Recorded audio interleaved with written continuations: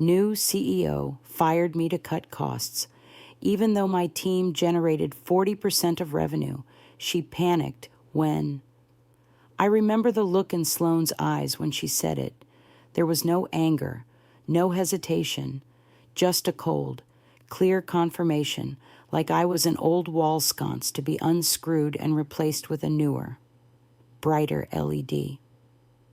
The meeting took place on the 25th floor, where sunlight streamed through the windows like narrow blades. I had sat at the head of that table for 8 years, leading every campaign, inspiring every student, building BeyVibe Studio into a premier center for strategic branding and mentorship, specifically for women of color across America.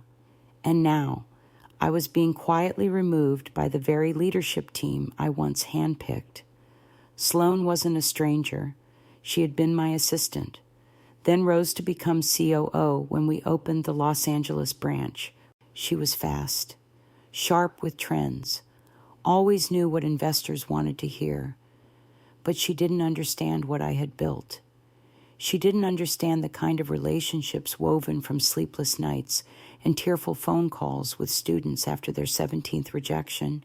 She didn't understand that our programs weren't made to sell. They were designed to transform from the inside out. I looked at the rebranding plan Sloane presented. They wanted to turn BeyVibe into a digital lifestyle platform like TikTok, a place for fast content, instant fame, immediate conversion, no more mentorship programs, no more healing workshops, no more community trips, just short videos, quick courses, and influencer packages sponsored by cosmetic brands. I didn't argue. I didn't raise my voice. I only asked one question. What about our alumni? Sloane shrugged. They've graduated. We need a new generation. 3 days later, I received an email from the board due to strategic differences in vision. We regret to inform you of the termination of Beyoncé Knowles' executive contract with BeyVibe Studio. We are grateful for your contributions. No farewell, no internal announcement, not even a formal goodbye. Just a single press release with a cold headline, BeyVibe Studio enters a new era. The next generation begins. I sat alone in my office, my admin access revoked, watching the words access denied flicker on my screen, feeling hollow. What hurt wasn't being pushed out of a company I built. It was the feeling of being treated like an expired product, discarded to make room for a flashier brand image. I used to believe that relationships were permanent, that if you lived with kindness and authenticity, people would remember. I was wrong. In a world that spins around views, shares, and algorithms, trust doesn't disappear with betrayal. It vanishes with silence. And in that silence, I disappeared from the very system I created. For the first few days, I did nothing. I woke up late, didn't check emails, stayed off social media. I turned off notifications and just listened to old voice recordings from my students, their voices when they first took the stage, when they spoke about getting their dream jobs in advertising, when they cried and thanked me for believing in them before they ever believed in themselves. Then, one late night, while sitting in my kitchen with a cup of cold tea, I got a message from Eliza, who had once led our mentorship team in New York. I heard, I just want you to know they're dismantling everything. Sloane shut down all the community projects. She locked up the mentorship archives, said they were outdated. I stared at the message, didn't respond, just sat there. That was when I truly felt the collapse, not because I had been fired, but because the creation I had nurtured was being distorted right before my eyes. I pulled out an old hard drive and opened the earliest files from BeyVibe. Hand-drawn logos, first night work schedules, photos of those early mentoring sessions in Harlem. I touched the screen. It was cold, just like me cold, empty, and unsure of who I was without the crown they once placed on my head. A few weeks later, I got another email. this time from Sloan. Hi. Hope you're doing well. As BeyVibe prepares to launch our new campaign, we'd love for you to be part of an inspirational video from past to future to help generate media buzz. I laughed, not loudly, but enough to feel the bitterness in my throat. I closed the laptop, didn't respond, and for the first time in weeks, I opened my window and let sunlight hit my face. Maybe it was time not to return, but to begin something else, something no one could take from me. I started again, not with a grand plan, but with a small room tucked behind the old bookstore of a friend. No logo, no stage lights, no glowing signage, just a scratched wooden desk, an old laptop, and a few notebooks I had carried with me from the office I once called the creative heart of BeyVibe. I named the space the listening room. There was no website, no social media account, no announcement, just a quiet place where I could finally hear myself again. At first, I didn't intend to do anything.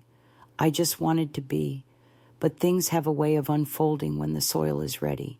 One night, I received a message from Samira, a former student from my 2019 brand storytelling class. B. I didn't know who else to text. They're not replying to my portfolio. I feel hopeless. No one is listening to me. I invited her over on Saturday morning. Samira arrived with dark circles under her eyes and a stack of rejected applications. I made tea, handed her a pen, and said gently, "Tell me your story not to get picked, but to be understood." That morning stretched into 4 hours of deep conversation.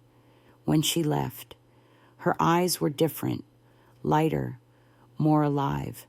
2 days later, she messaged me I just got invited to present at a UN Women Creative Project. They said my pitch was raw and real, something no one else had. I think it's because of you. I didn't reply immediately. I opened my notebook, flipped to a fresh page, and wrote, "Startups begin with listening." Then, more people came, not loudly, not with fanfare.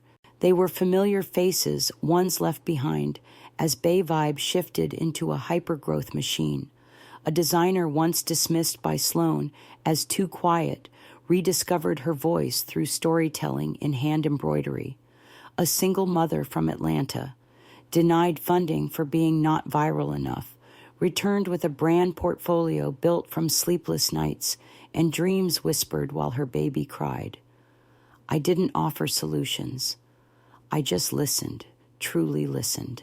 And in that quiet, I realized something. Emotional marketing didn't begin with a campaign.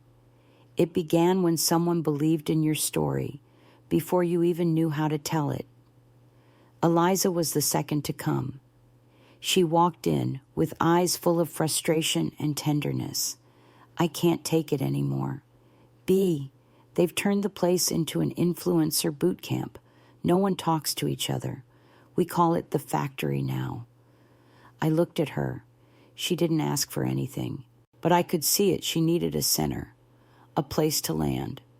So I said, "Do you want to hear people speak their truth? Not for edits, not for clicks, just to be heard." She nodded.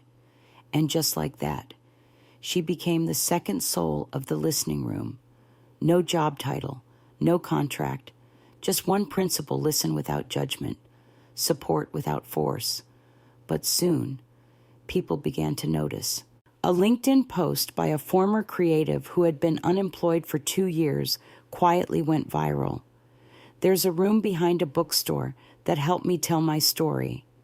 I didn't need to be famous. I just needed to be real." The post reached over 200,000 shares in 4 days. 2 independent creative journals reached out. A podcast on personal branding asked me to be a guest. I declined.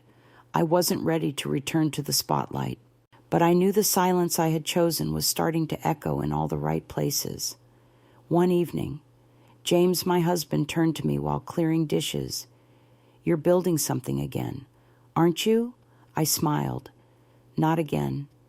This time, for real.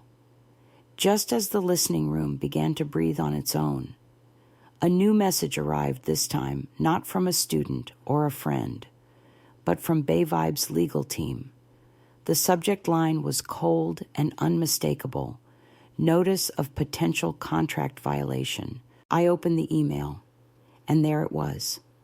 We have reason to believe Ms. Knowles is re-engaging with former BeyVibe students and utilizing resources developed during her tenure.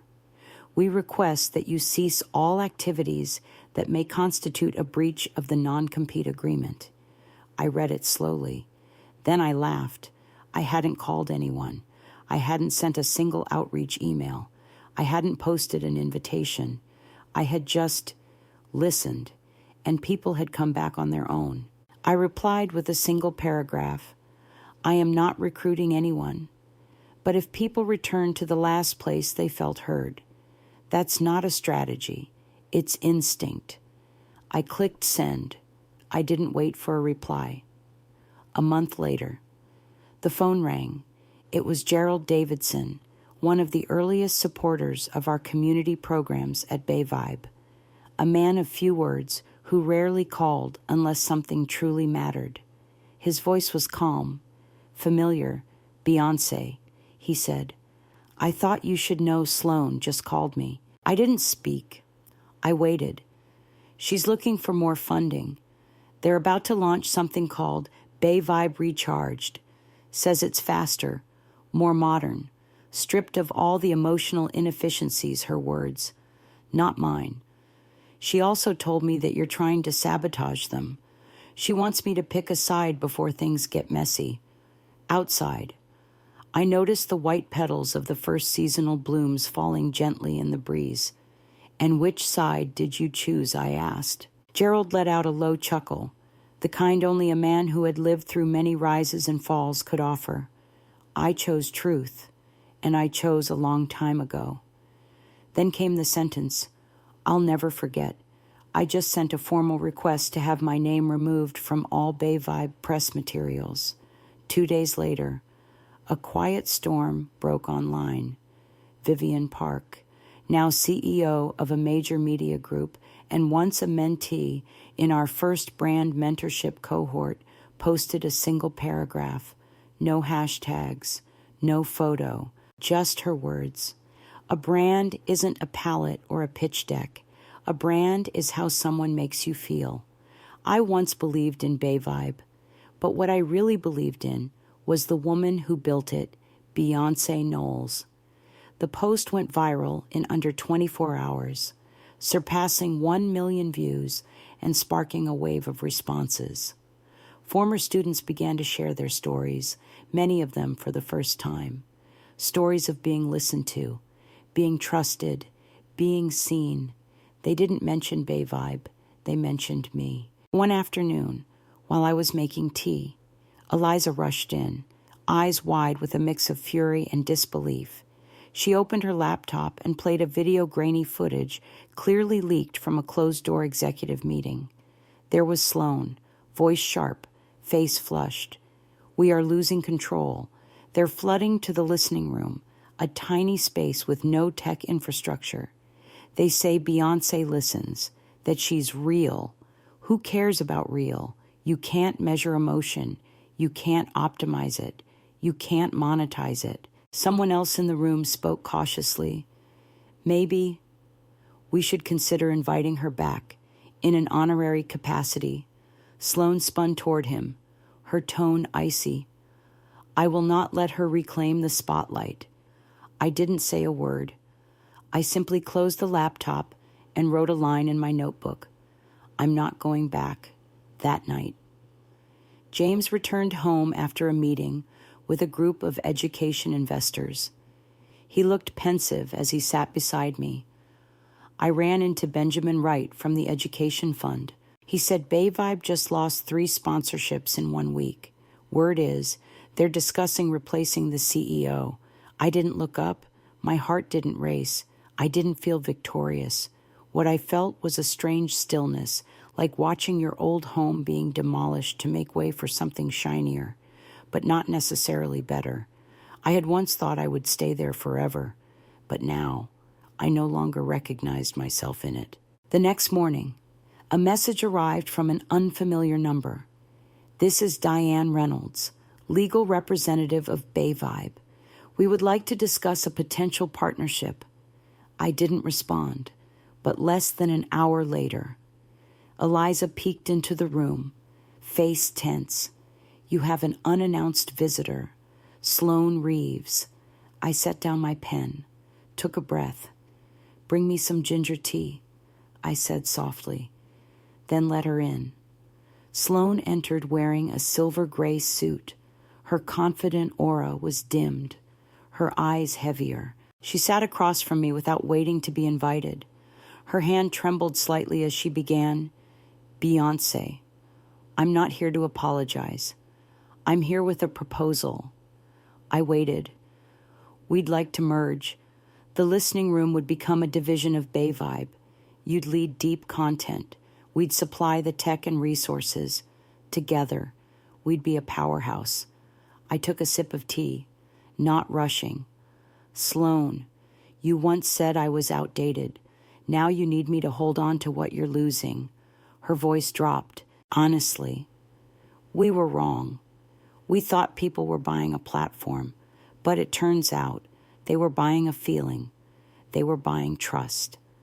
I looked her in the eye, and that's something you can't carry with you if you don't know how to create it. I stood, walked to the door, and opened it. "I wish you luck, truly." But the answer is no. When the door clicked shut behind her, I returned to my desk, opened my notebook, and flipped to the very first page. The words were still there. "Unchanged startups begin with listening in that moment." I understood. I didn't need to reclaim what was gone. I was already building something new, something they could never replicate truth. The next morning, when I opened the door to my small upstairs studio, something felt different. The air no longer carried the heaviness of those early months.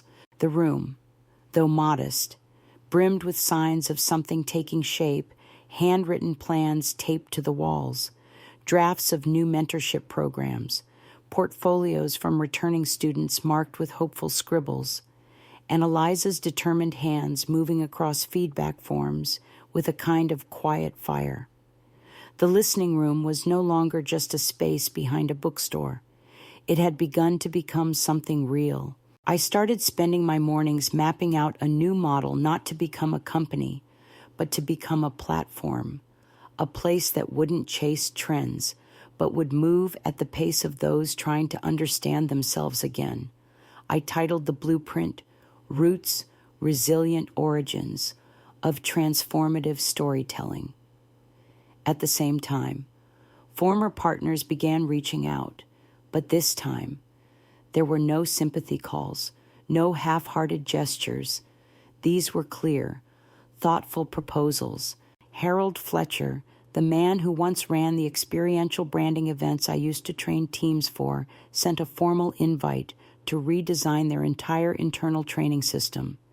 Gerald Davidson, as steady as ever, offered to sponsor a community version of the listening room in Atlanta, the city where BeyVibe had first gained national attention. And then Vivian Park messaged just one simple line, "If you expand. I want to invest. No return needed. I just want to be part of it." I sat in silence, weighing each offer. No contracts were signed immediately. I knew too well the cost of moving too fast, but I also knew something else. With absolute clarity, I was ready, not to return as the betrayed founder, but to emerge in a new role, someone who had faced loss and refused to let it distort her truth. I pulled out the original BeyVibe brand book, scribbled notes, hand-drawn sketches, early mission statements. One question I had once written in bold caught my eye: who gets to be heard before they even know they have a voice? The answer had never been an algorithm. It had always been a space, a person, an open circle. I hadn't planned any big reveal, but James, as always, sensed what I didn't say. One evening, while we were folding laundry, he looked at me and asked, "You're coming back. Aren't you for real this time?" I looked at him. No smile, no nod, just a quiet grip of his hand in mine, because I knew this time. I wasn't coming back to prove anything. I was coming back to continue. That night, I wrote my first social media post in almost a year. Sometimes you're pushed off the path you built, only to find there's a forest waiting to be walked. See you soon in a space no longer confined by walls or titles. Within an hour, over 2,000 shares. Messages flooded in, not from influencers, not from media, but from everyday people, art teachers, single mothers with side hustles, disheartened creative students. They wrote, "Are you still here? Do you remember me? Can you show me how to begin again?" I couldn't reply to them all, but I read every line, and in them, I saw myself, not the version on magazine covers, but the one who sat across from them in a small room with ginger tea and said, "I'm listening." The next day, I filed the legal paperwork for Roots Studio, a space for mentorship, creative practice, and emotional restoration, a place where branding, storytelling, and the courage to reclaim your narrative could meet in their most honest form. It wasn't a comeback to take back a stage. It was the creation of a new one where the spotlight no longer defined who was worthy. There are victories that don't require applause, only a silence deep enough to know you were right, not to give up. When Roots Studio officially launched, there was no press release, no live stream, no banners, just a single email sent to the old listening room mailing list. With one quiet line, we listened. Now, we tell it together. Within 48 hours, more than 200 applications came in, most of them from people who had once been rejected by BeyVibe's high-potential program. People who were told they were too quiet, not viral enough, not compatible with fast-growth ecosystems. But here at Roots, no one needed to fit in. They only needed to be real.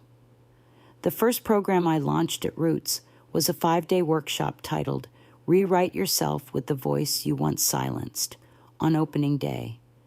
I sat in front of a group of 12 diverse in age, profession, background, not with a microphone, but on a low wooden chair, sunlight spilling through the window, notebook in hand. You don't have to say it perfectly, I told them. You just have to say it truthfully. That room bore witness to stories that had never been spoken aloud. A designer who'd had her entire portfolio stolen by a former boss. A musician who had walked away from his career after being branded irrelevant. A mother who had nearly lost custody of her child because she didn't know how to present herself in a formal application on the final day. When they stood to share their breakthroughs, there was no triumph, no ego, just eyes lit from within. It wasn't the glow of the spotlight. It was the quiet radiance of returning to oneself.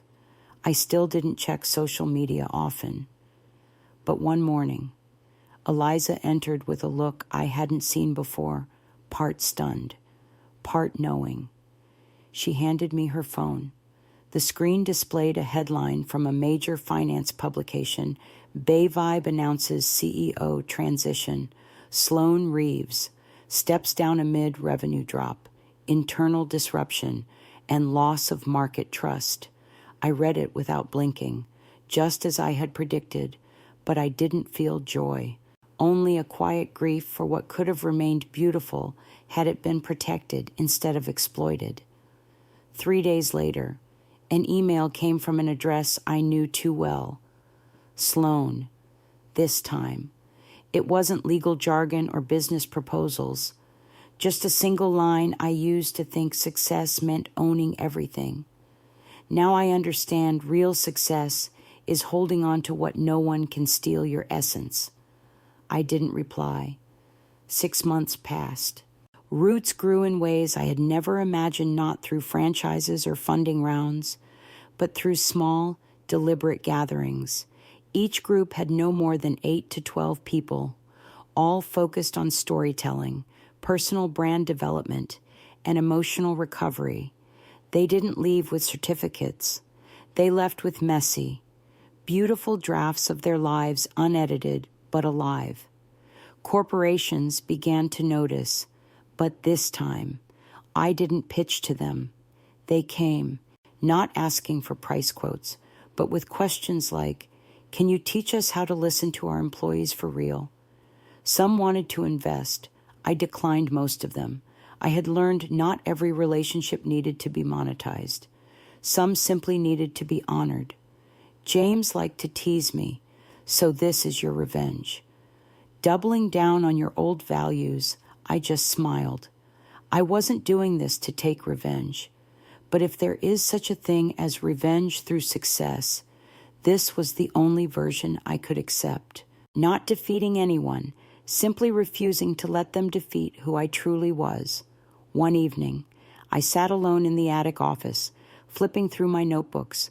I saw the names of those who had returned, their dreams, their hurts, once mislabeled as underqualified, not scalable.